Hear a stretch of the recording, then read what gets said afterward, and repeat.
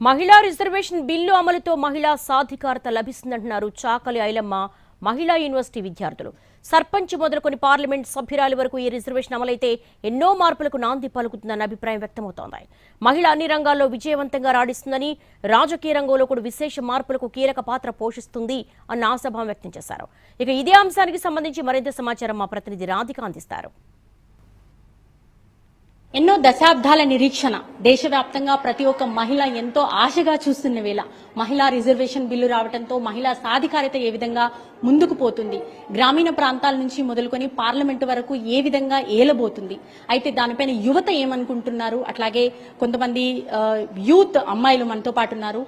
మహిళా యూనివర్సిటీలో ఉన్నాము, ఆ యూనివర్సిటీలో అమ్మాయిల అభిప్రాయాలు అట్లాగే లెక్చరర్ కూడా ఉన్నారు, తనతో కూడా మాట్లాడించే ప్రయత్నం చేద్దాం. మహిళా బిల్లు అనేది కొన్ని ఏళ్లుగా, అంటే దాదాపుగా మీరు చదువుకుంటున్నప్పటి నుంచి కూడా వింటూ వస్తున్నారు అనుకుంటా.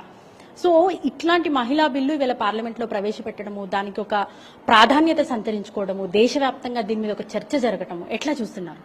ఇదొక మంచి పరిణామంగా భావిస్తున్నాను. ఎందుకంటే ఒక మహిళ చదువుకుంటే కుటుంబం బాగుపడుతుంది, సమాజం బాగుపడుతుంది. అలాగే రాజకీయ రంగంలోకి ఒక మహిళ వచ్చినప్పుడు దేశం బాగుపడుతుంది. అంటే ఇన్ని దశాబ్దాల నిరీక్షణ తర్వాత భారతదేశంలో మహిళకు ఇలాంటి గొప్ప చట్టసభల్లో స్థానం రావడం అనేది ఒక గొప్ప అవకాశంగా భావిస్తున్నాను. మహిళా సాధికారత అనేది అన్ని రంగాల్లో వచ్చింది. ఇంకా ఇంకా చట్టసభల్లో కూడా రావాల్సిన అవసరం ఉందని దశాబ్దాలుగా మనం గొంతుకను వినిపిస్తూ ఉన్నాము. ఆ కళ ఈరోజు నిజమయ్యింది, నిజమవుతుంది అన్నప్పుడు చాలా సంతోషంగా ఉంది. రైట్. ఒకప్పుడు అమ్మాయిలు చదువుకోవాలి అంటే నీకెందుకు చదువు అని చెప్పేసి ఇంట్లో కూర్చోబెట్టిన పరిస్థితి. అట్లాంటిది అన్ని రంగాలలో మహిళలుగా మనం ముందున్నాం.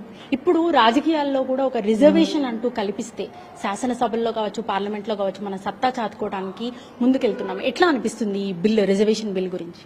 ఎన్నో దశాబ్దాల నుంచి పోరాటం చేసిన తర్వాత, ఎన్నో ఒడిదుడుకులను ఎదుర్కొన్న తర్వాత ఇప్పటికీ ఇది కళ నెరవేరుతుంది అని అంటే అందరికీ, ఆడవాళ్ళందరికీ కొంత మార్పు మంచి జరుగుతుంది అని అనుకున్నాం. కాకపోతే ఏంటంటే ఈ మహిళ ఎలాగైతే ఇంటిని సమర్థవంతంగా నిర్వహించగలుగుతుందో వాళ్ళకి అవకాశం ఇస్తే చట్టసభల్లో అయినా సరే వాళ్ళ ప్రాబ్లమ్స్ అన్ని బయట పెట్టడానికైనా కానీ ముందుకొస్తూ ఉంటారు, పరిష్కరించడానికి అవకాశం అనేది ఉంటుంది.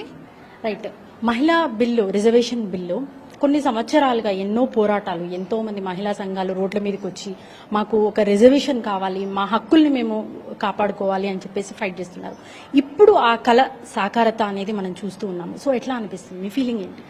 ఒక విమెన్ గనక ఇట్లా పార్టిసిపేట్ చేస్తే గనక పని ప్రదేశాల్లో వేధింపులు కానీ, మెటర్నిటీ సెలవులు కానీ, ఇంకా బాల వివాహాలు కానీ ఇవన్నీ రూపమాపడానికి కొంచెం అవగాహన ఏర్పడుతుంది. అండ్ తెలియని విషయాలు కూడా తెలుసుకునే అవకాశం చాలా మంది పిల్లలకు ఒక ఇన్స్పిరేషన్ గా, మోటివేషన్ గా అవుతుంది వెనకాల ఉన్న తరానికి.